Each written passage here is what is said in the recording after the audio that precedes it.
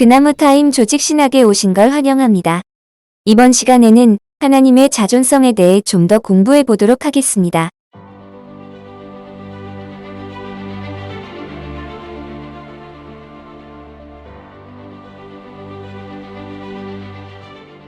하나님의 자존성에 대해 좀 더 공부해 볼까요?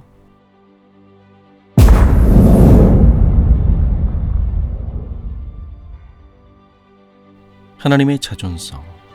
하나님은 영원부터 영원까지 스스로 존재하시는 분입니다. 하나님은 단 한 번도 그분이 없으셨던 적이 없으신 분입니다. 즉 하나님은 그분 자체가 존재이기 때문에 하나님의 존재는 시작과 끝이 없습니다. 하지만 우리 인간은 그렇지 않죠.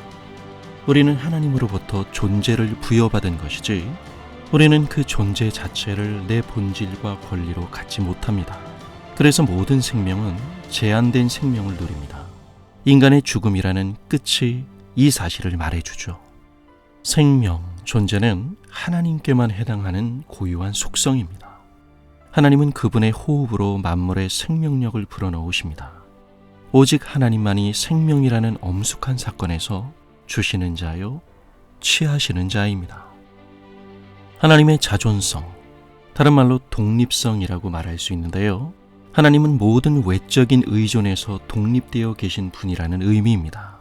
비슷한 말로 absolute, 절대적인 이란 단어가 있습니다. 절대적인, 이 말의 문자적인 의미는 관계없이 라는 뜻으로, 즉 하나님은 무엇에게도 종속되지 않는다는 말입니다. 그럼 우리 인간은 어떤가요? 소크라테스가 그랬죠. 인간은 사회적 동물이라고. 사람은 관계 속에서 서로 엉키며 사는 종속적인 존재이기에 왕따로는 못 삽니다. 그래서 사람은 상대적인 존재지만 하나님은 절대적인 존재입니다. 세상 창조를 생각해 볼까요? 하나님의 창조는 반드시 있어야만 하는 필연성의 결과가 아닙니다. 인간의 창조도 그렇고요.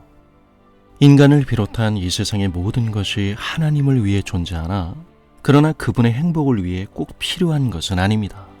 이건 모든 것에서 자유로운 하나님의 결정으로 하나님의 자유로운 결정 외에 그 아무것도 모든 피조물의 존재의 원인이 아닌 것입니다. 만약 하나님이 창조 세계로부터 자유롭지 못하다면, 다시 말해 하나님이 피조물로부터 영향을 주고받는 의존적인 존재라면 어떻게 우리가 하나님을 전폭적으로 신뢰할 수 있겠어요? 그럼 우리는 하나님을 위해 기도할 수 있을지는 모르지만 하나님께 기도할 수는 없습니다. 피조물의 유한적인 조건들과 무관하시고 그 피조물에 의존하거나 영향을 받지 않으시는 하나님의 자존성에서 우리는 비로소 하나님의 주권에 눈을 뜨게 됩니다. 그러니까 하나님은 바꿀 수 없는 존재를 신성의 주된 특징으로 갖고 계신 분이시기에 그 무엇도 하나님의 궁극적인 계획을 뒤엎을 수 없는 것입니다. 그래서 하나님 그분이 마음 먹으시면 그것이 곧 결과가 되는 겁니다. 풀은 시들고 꽃은 지지만 우리 하나님의 말씀은 영원히 서리라.